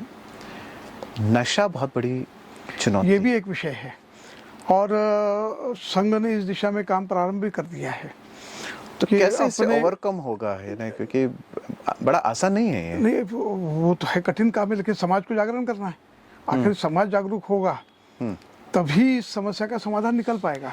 मेरा इसी से संबंधित अब इसमें छोटा सा एक राजनीतिक प्रश्न भी है, क्योंकि बहुत सारे स्वयंसेवक बड़े बड़े पदों पर पदस्थ हैं, वो प्रशासनिक हो या राजनीतिक हो। क्या संघ इस तरह उनको निर्देशित नहीं कर सकता कि इसकी जहाँ से उपज है, अगर जड़ ही वहाँ से समाप्त की जाए? संघ निर्देशित तो नहीं करेगा। अच्छा, निर्देश लेकिन एक स्वयंसेवक होने के नाते ये चर्चा जरूर होती है कि इस समस्या का समाधान किस स्तर पे कैसा निकल सकता है। क्योंकि आपका जो भाव में मेरे ध्यान में जो आ रहा है कि नियम बन के, रूल्स बना के और ऊपर से हंटर लगा के इस समस्या का समाधान नहीं होगा, क्योंकि अपने यहाँ पे 50 प्रकार के लूपहोल्स निकल जाते हैं। समाज का मन बनाना ये सभी समस्याओं का समाधान है। मैं तय कर लूँ कि मेरे परिवार में, मेरे कुटुंब में ये नहीं होने वाला है। इसलिए कुटुंब व्यवस्था, कुटुंब प्रबोधन ये भी समाज परिवर्तन का एक विषय है। क्योंकि विश्व का सबसे बड़ी देन जो है भारत की है वो कुटुंब व्यवस्था है। और वास्तविक रूप से देखा जाए कितना अंतर आता है, क्यों इतनी समस्या हमारे सामने आ रही है।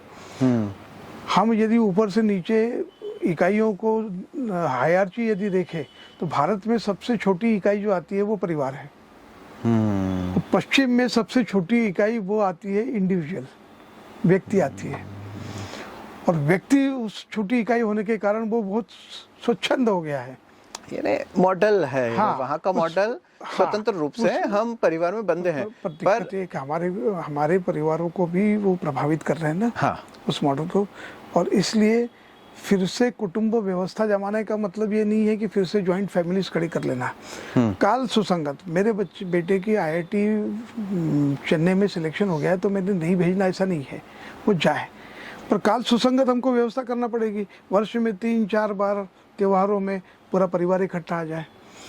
कर्तव्यों के पालन के लिए जो शिक्षा मिलती है वो कुटुंब के अंदर ही मिलती है, निश्चित रूप से। और कर्तव्यों को अधिकारों से अधिक महत्व देने की शिक्षा भी हमको मिलती है। यानी माता पिता ने अपने कर्तव्यों का निर्वहन सही ढंग से किया तो आज की भाषा में बच्चों को अपने अधिकारों की बात करने की आवश्यकता नहीं पड़ेगी। या बच्चों ने अपने कर्तव्यों का निर्वहन सही ढंग से किया तो माता पिता को आज कोर्ट में जाने की आवश्यकता नहीं पड़ेगी। तो कर्तव्यों के निर्वहन में ही अधिकार सुरक्षित रहते हैं। इस भाव को जागृत करना, निश्चित इस भाव को स्थापित करना, और ये सब कुटुंब व्यवस्था में बहुत अच्छे से सीखते हैं। एक नेचुरल ट्रेनिंग आ जाती है। भाई के बहन के प्रति कर्तव्य कौन से है, भाई बहन के भाई के प्रति या अपने माता पिता के प्रति कर्तव्य क्या है, ये सब परिवार में सीखता है। और आश्चर्य की बात यह है कि पश्चिम के कई देश भी अब इस दिशा में बढ़ना प्रारंभ हो गए हैं। वो परिवार स्थापित करना प्रारंभ हो गया, एक साथ रहना। नहीं तो पहले 16 साल 18 साल के हो गए तो स्वतंत्र हो जाते थे जी। तो इसलिए समाज परिवर्तन एक बड़ा काम है और वो होगा निश्चित रूप से, और जल्दी होगा वो। संघ की भूमिका हम काशी और मथुरा में क्या देख पाएंगे 100 वर्षों में? अभी जो इतना मैंने जो संघ के दृष्टिकोण के संदर्भ में बताया उसमें बहुत साफ है। अच्छा। संघ काशी मथुरा ऐसे आंदोलन में संगठन के रूप में नहीं जाएगा, समाज ही समस्या का समाधान निकालेगा। तो जो और ये हो रहा है। जो राम मंदिर का मुद्दा था, राम मंदिर में जो विवादित ढांचा था उसे लोगों ने तोड़ा, तो उसमें क्या संघ का कोई हस्तक्षेप नहीं था? संघ का हस्तक्षेप नहीं था, उस विश्व हिंदू परिषद की अगुवाई में वो काम हुआ है। हाँ। राम मंदिर का काम संघ कभी ये श्रेय नहीं लेता कि संघ ने राम मंदिर बनवाया, पर जब उसकी भूमि पूजन हुआ तो उसमें संचालक जी को, वो भी नागरिक है ना, हिंदू है ना, तो क्यों नहीं बुलाएंगे? संघ का स्वयंसेवक प्रधानमंत्री था, उसको लगा कि स्वयंसेवक ने आना चाहिए। ये नहीं, ये फिर भी उसको जितनी भूमिका अभी प्रकट रूप से भी दिखाई देती है जी, उसको भी आप एक एक्सेप्शन मान के चल सकते हैं, क्योंकि उनको भगवान के रूप में नहीं देखना, उनको मर्यादा पुरुषोत्तम के रूप में देखना, एक आदर्श पुरुष के रूप में देखना। और वो एक सूत्र ऐसा है जो पूरे देश को पूर्व से लेकर पश्चिम, उत्तर से लेकर दक्षिण तक एक सूत्र में पिरोने का माध्यम भी है वो। और इसलिए राम को कहा जाता है, मेरा अगर आप पुराना पॉडकास्ट देखेंगे तो उसमें आपको समझने को मिलेगा कि राम पूजे जाने के अलावा समझे जाने के और जीवन में कुछ अंशों को उतारना है हमको जी। एक आदर्श व्यक्तित्व जिसको हम कहते हैं मर्यादा पुरुषोत्तम राम, इसलिए खैर ठीक है, आपने इस चीज को सिरे से नकार दिया कि संघ की कोई भूमिका नहीं थी। इस बात को पचा पाना इतना आसान नहीं है। चलिए, स्वयंसेवक के रूप में बहुत हजारों स्वयंसेवक लगे थे उस काम में जी। संघ संगठन के रूप में तो संगठन फिर कहाँ जाता है? फिर वही बात, संगठन तो केवल एक काम करता है, व्यक्ति निर्माण का काम, बस। उस व्यक्ति निर्माण में फिर वो ये फिर सब चीजें आती है। व्यक्ति एक नागरिक के जैसे, फिर उसके नागरिक के कर्तव्य रहते हैं। हम बात करते हैं युवाओं में एक मुद्दा आता है, होता है राष्ट्रवाद, और एक आता है हिंदुत्व। क्या ये दोनों एक ही है या पृथक है? राष्ट्रवाद, जहाँ वाद शब्द आता है हाँ। तो वहाँ विवाद भी आएगा। अच्छा। राष्ट्रीयता, अच्छा। और हिंदुत्व ही राष्ट्रीयता है। हिंदुत्व ही राष्ट्रीयता था, ठीक है। अभी तक हमने ये देखा है संघ के जो प्रमुख पद हैं उसमें बड़े अनुभवी और कहना चाहिए उम्रदराज स्वयंसेवकों को हमने मुख्य पदों पे देखा है। क्या आने वाले समय में हम क्या किसी युवा को प्रमुख पदों पर देख सकते हैं क्या, या इसके पृथक वरिष्ठ ही उस पद पर पदस्थ होंगे? नहीं, ऐसा नहीं है। उसमें तो संघ के वरिष्ठ कार्यकर्ता बैठते हैं, सोचते हैं और दायित्व के योग्यता अनुसार और वो चयन कर लेते हैं। तो उसमें किसी युवा को आगे नहीं लाना, ऐसा कुछ ये नहीं है। उसमें बहुत सारे युवा और राष्ट्रीय स्तर पे और बड़े बड़े दायित्व पे है संघ में।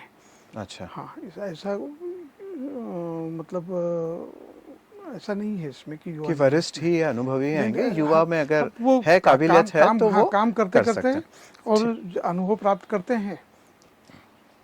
ठीक है। अब मेरा इसका एक अगला प्रश्न आता है कि जब हम बात करते हैं महिलाओं की और समाज में जो वैश्विक स्तर पे अनेक चीज़ें हो रही है, तो उसमें मेरा पहला प्रश्न आता है कि आरएसएस में महिला प्रत्यक्ष भागीदारी में क्यों नहीं है? इसमें क्या भविष्य में हम कुछ देख सकते हैं? महिलाओं के संदर्भ में संघ से मातृशक्ति का जुड़ाव अभिन्न है जी। संघ का स्वयंसेवक परिवार में जब जाता है जी, तो उसकी माता है, बहन है, बहू है, भाभी है जी। ये सब संघ के संपर्क में आते ही हैं। और इसलिए संघ ने अभी एक व्यवस्था और प्रारंभ कर दी है कि शाखा का कुटुंब मिलन हर 3-4 महीने में एक बार पूरे परिवार के साथ बैठना और विचारों पर का आदान प्रदान होता है, अनुभवों का आदान प्रदान होता है। एक बात ये हो गई। दूसरी, ईश्वर प्रदत्त शरीर रचना अलग अलग होने के कारण संघ स्थान एक हो नहीं सकता है उसमें। और इसलिए वंदनीय लक्ष्मीबाई केड़कर जी डॉक्टर साहब के पास गई थी, पूजनीय डॉक्टर जी के पास गई थी उस समय, और यही प्रश्न किया था। तब फिर उन्होंने उनको प्रेरित किया था, और 1936 में और राष्ट्र सेविका समिति का गठन हुआ। राष्ट्र सेविका समिति का गठन जी हुआ। जी। उनका भी काम देश भर में बहुत बड़ा हो गया है, अच्छा स्थापित हो गया है, और इसलिए दैनंदिन संस्कार जो लेने का काम है, जो पुरुषों को संघ की शाखा में मिलता है, वो समिति की शाखा में महिलाओं को मिलता है। तो क्या आने वाले समय में कोई महिला इसकी प्रमुख संभव है? नहीं, संघ का ये तो पुरुषों का काम है। अच्छा। लेकिन संघ के बहुत सारे आयाम ऐसे हैं हाँ। जहाँ पर मातृशक्ति का सहयोग मिलता है हमको खूब। जैसे संपर्क विभाग है हमारा, संपर्क विभाग की टोलियाँ जो बनती है, उन टोलियों में मातृशक्ति भी रहती है। सेवा भारती का काम जो कर रहे हैं, सेवा विभाग में काम जो कर रहे हैं, सेवा भारती में बहुत बड़ी संख्या में, वास्तविक रूप से ज़्यादा काम तो मातृशक्ति ही उसमें कर रही है। ऐसे संघ, सीधे संघ के काम में तो ये पुरुषों का काम है। महिलाओं के लिए राष्ट्रीय सेविका समिति बनी हुई है, और इसलिए आपस में भेंट होती है, आपस में चर्चा होती है, आपस में बातचीत होती है, जो हमने विचारों का आदान प्रदान पथ होता है। संचलन देखा जी, इस तरह का पथ संचलन में क्या हम माताओं बहनों को उनका स्वतंत्र निकलता है ना। अच्छा। हाँ हाँ, उनका भी निकलता है। और उनकी कार्य पद्धति ईश्वर प्रदत्त रचना के कारण अलग प्रकार की है थोड़ी सी, लेकिन भाव वही है। भाव वही है। भाव वही है, और उनके भी संचलन निकलते हैं, उनके भी शारीरिक कार्यक्रम होते हैं, और वो भी स्वतंत्र दंड के कार्यक्रम और बाकी सब कार्यक्रम करते हैं वो भी। जी, अब हम थोड़ा से विषय से आगे की ओर चलते हैं। हम विश्व स्तर की बात करते हैं। आरएसएस की जो उपस्थिति विश्व स्तर में अभी कहाँ कहाँ पे है, और क्या संघ वैश्विक आंदोलन का एक रूप बन चुका है? राष्ट्रीय स्वयंसेवक संघ ये केवल भारत में है। भारत के बाहर राष्ट्रीय स्वयंसेवक संघ नहीं है। जी। भारत के बाहर जो कुछ स्वयंसेवक गए थे, वहाँ पर गए हैं जी। वहाँ पर उनको हिंदू संस्कृति, हिंदू धर्म,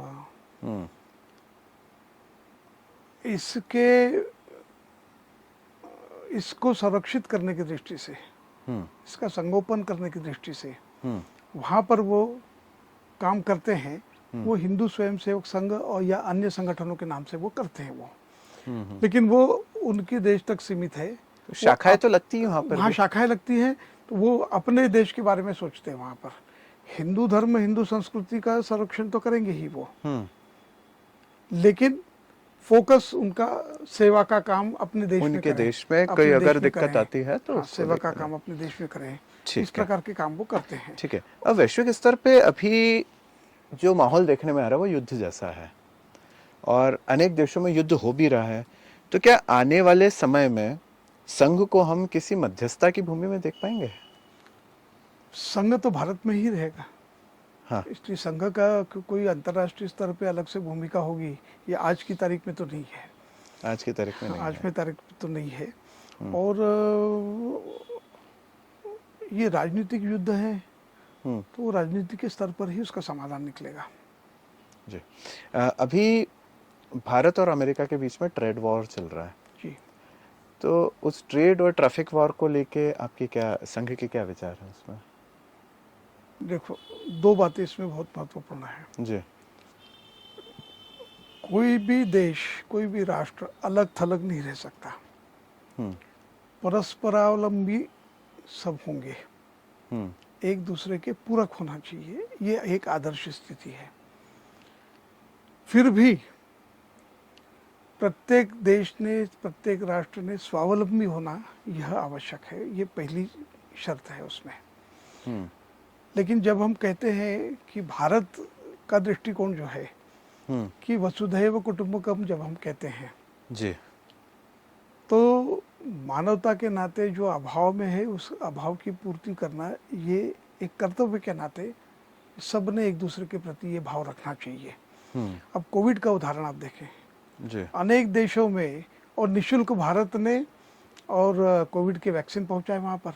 जी, जबकि वैक्सीन के संदर्भ में मल्टीनेशनल कंपनियों का की भूमिका बहुत अलग प्रकार की थी। सही बात है। नहीं भेजिए और उनकी कीमतें बढ़ गई थी, सब ये कहता। ऐसी परिस्थिति में भी भारत ने निःशुल्क भेजे थे, निःशुल्क ये और कई अच्छा देशों कदम को था। दिया है ये। जी, तो ये आवश्यकता के अनुसार और एक पूरक के रूप में भूमिका हमारी, तभी हम वसुधैव कुटुंबकम की भावना को और आत्मसात कर सकेंगे और तब हम मानकर आगे बढ़ सकेंगे। जी, इसलिए मूल रूप से स्वावलंबी होना, कोई देश अलग थलग रहकर अपना चला नहीं सकता है, इसलिए परस्परावलंबी रहना पड़ेगा उनको। जी। जो मेरे पास है वो आपको दे, जो उसके पास है उसका उसके उपयोग पास मैं है करूं। उसका उपयोग हम करें। अभी भारत ने अमेरिका के साथ जैसे रिश्ते बिगड़े, तो भारत ने चीन को पुनः अपना एक दोस्त बना लिया। तो क्या चीन पे विश्वास करना, ये एक संघ के दृष्टिकोण से ये सही है?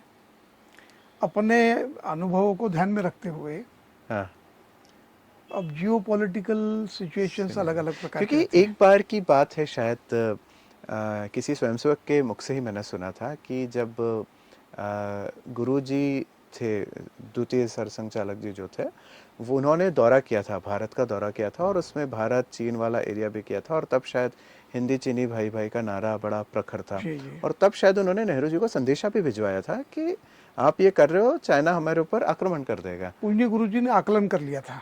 हाँ, उस आकलन के आधार पर और सरकार को और इशारा भी कर दिया सूचना था, भी दी थी, जी। सूचना भी कर दी थी। लेकिन एक राष्ट्र होने के नाते पड़ोसी हमारे जो है सबसे हमारे संबंध अच्छे रहे, ये मूल भावना से काम करना चाहिए। लेकिन अनुभव को ध्यान में रखते हुए और धीरे धीरे कदम हमने अनुभव को ध्यान में रखते हुए सतर्कता के साथ हमें कार्य करना चाहिए, निश्चित। एक और विषय आता है कि एक विषय निकलता है, जहाँ हुए बलिदान मुखर्जी वो कश्मीर हमारा है। तो कश्मीर तो खैर भारत का हिस्सा है ही, पर अभी पीओके भारत का हिस्सा नहीं है। क्या पीओके भारत में आएगा? ऐसी संघ की कोई अखंड भारत की कल्पना तो हम करते हैं। हाँ, 14 अगस्त को पूरे देश भर में विभाजन विभीषिका बनाई जाती है। विभाजन विभीषिका का स्मरण कराते हुए और अखंड भारत बनेगा, इस कल्पना को लेकर हम बढ़ते हैं आगे। जी, आज की परिस्थितियां कुछ ऐसी लग रही है कि वहीं के लोगों को लगेगा कि हमने भारत में मिलना चाहिए। अच्छा, वहाँ परिस्थितियां इस प्रकार की निर्मित हो गई है कि वहाँ के लोगों को आज नहीं कल अपनी सुरक्षा, अपना शांतिपूर्ण जीवन उनको जहाँ दिखेगा, हमारी तरफ दिखेगा तो वो आएगा। अब कुछ दूसरे विषय की ओर चलते हैं, जिसमें हम बात करेंगे विरोध की, आलोचना की और उत्तरदायित्व की। तो वामपंथी जो विचारधारा है वो संघ की हमेशा विरोधी रही है, तो उसमें संघ उसको क्या उत्तर देना चाहेगा? वो उत्तर देने के लिए संघ है ही नहीं। अच्छा, संघ तो अपना काम करता रहेगा, एक बात। दूसरी बात, जैसा मैंने कहा कि संघ का कोई विरोधी नहीं है। अच्छा, मत भिन्नता है।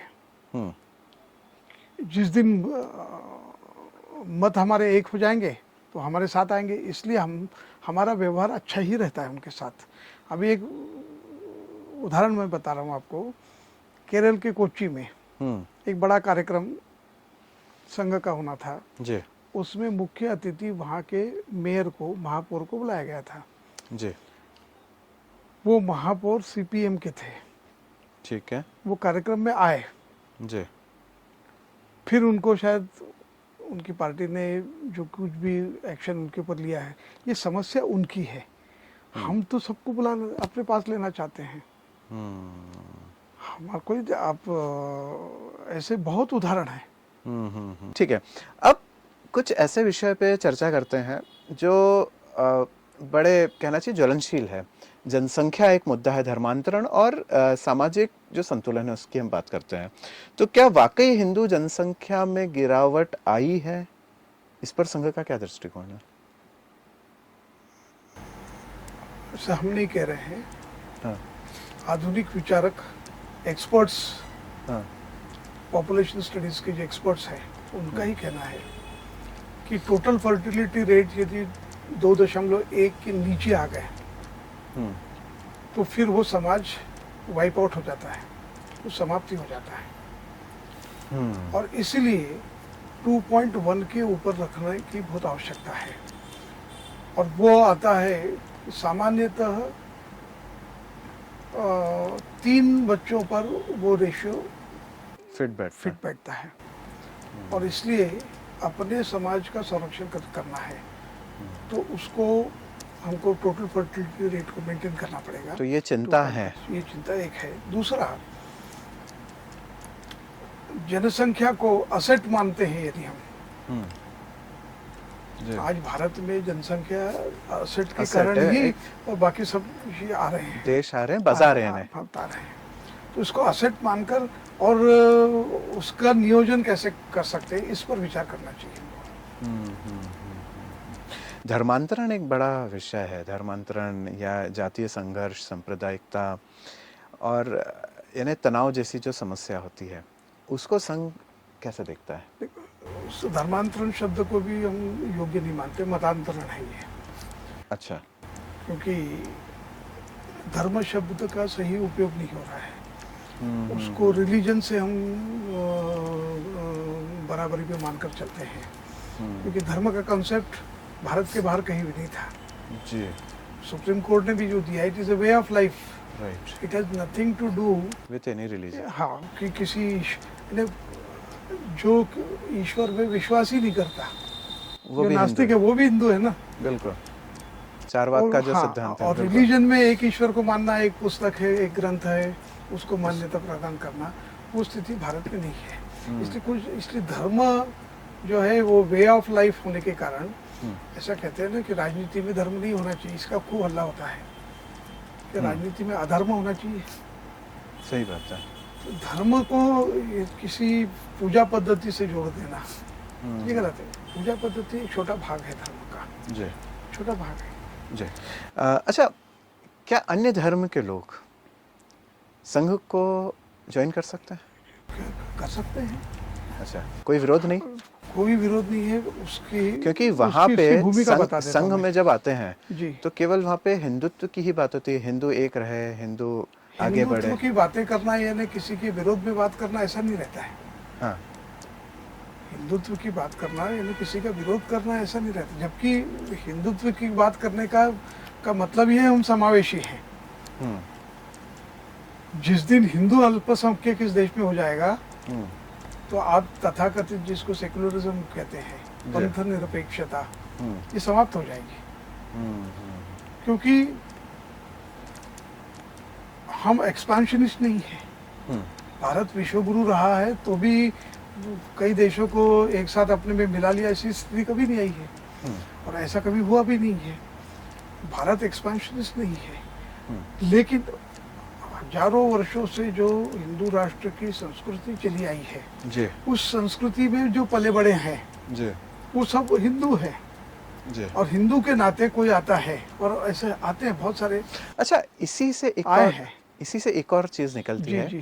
कि जब जनगणना होती है, जब इस तरह के प्रश्न आते हैं तो आप कौन हो, धर्म उसके अंदर आप बताएं या जो भी चीजें बताओ, तो व्यक्ति लिखता है इसमें सेक्युलर। तो सेक्युलर लिखना सही है या हिंदू लिखना? सेक्युलर भी भारत के परिप्रेक्ष्य में कोई शब्द नहीं, ठीक नहीं है। सेक्युलरिज्म उसे या तो वो हिंदू है तो हिंदू लिखे, हिंदू लिखे जी। ये बहुत ही बखूबी से आपने बहुत सारी चीजें बताई है। अब थोड़े से हम हल्के होते हैं, कुछ ऐसे रैपिड फायर आपसे मैं प्रश्न पूछता हूँ, आप उनके जवाब हाँ या ना या एक शब्दों में जानना चाहूंगा। पहली बार आरएसएस की शाखा आपने कब और कहाँ देखी? मैं शायद 6वीं कक्षा में रहा हूँगा जी।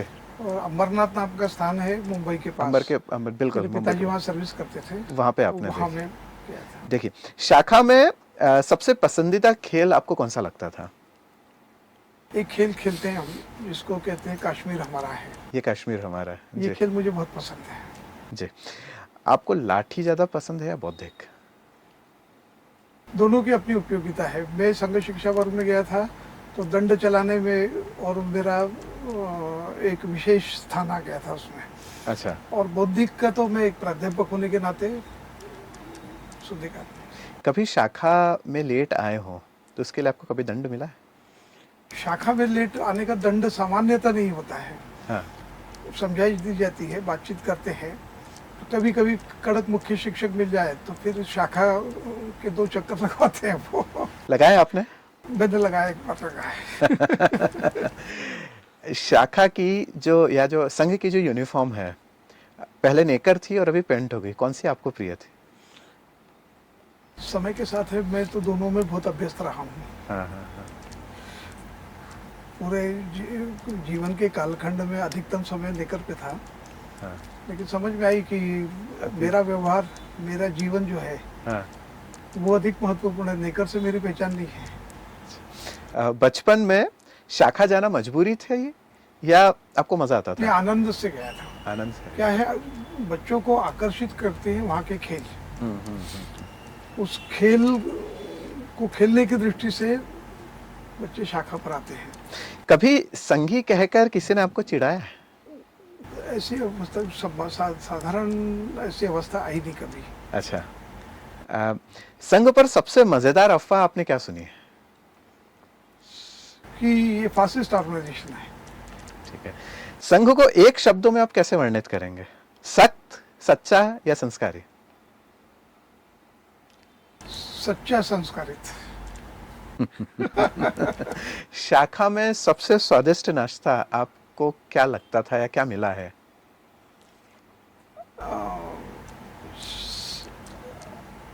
रोटियां जो रहती है ना, हाँ बासी रोटी सवेरे उसका कुस्करा बनाते हैं, मराठी हाँ, में कुस्करा कहते हैं उसको। जी। तो वो कुस्करा मुझे बहुत बहुत पसंद है मुझे। संघ को एक फिल्म के नाम से अगर समझाना हो तो आपने फिल्म में देखी होगी, जैसे लगान है, बॉर्डर है, स्वदेश है, तो किस फिल्म में संघ की भूमिका आपको दिखती है कि यार ये संघ ने कार्य किया है? जैसे जो लगान मूवी है, इसके अंदर जो क्रिकेट मैच हुआ था, सब लोग को, गांव वालों को जोड़ा और आगे काम किया। स्वदेश मूवी के अंदर एक बाहर से आता है व्यक्ति, देश के अंदर काम करता है। और बॉर्डर मूवी जो देखी होगी, तो इनमें से किस डायलॉग? टुकड़ों टुकड़ों में अलग अलग हिस्सों में एक एक भाव प्रदर्शित होता है। समग्रता से संघ जिस दिशा में जाना चलता है, समाज को संबोधित करके, ऐसी मैंने फिल्म अभी देखी नहीं है, समाज को संबोधित करते हुए समाज को तैयार करना, ये संघ का मुख्य काम है। ठीक है। संघ से आपने सबसे बड़ा जीवन का सबक क्या सीखा है? अनुशासित जीवन। अनुशासित जीवन। अगर कोई युवा आपसे पूछे कि आरएसएस क्यों ज्वाइन करे, तो आप एक लाइन में क्या बताएंगे? अपने जीवन का उद्धार करना है तो संघ में आओ। आरएसएस पर सबसे बड़ा मिथक जो आप तोड़ना चाहते हैं? मिथक संघ की, हाँ। संघ की मिथक, संघ के बारे में सांप्रदायिक है, ऐसा एक नैरेटिव चलता है।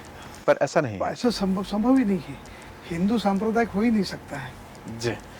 तो ये थे डॉक्टर प्रकाश शास्त्री जी, जिन्होंने बहुत ही बखूबी से ये बताया कि संघ कल कहाँ था, आज कहाँ है और आने वाले कल में कहाँ होगा।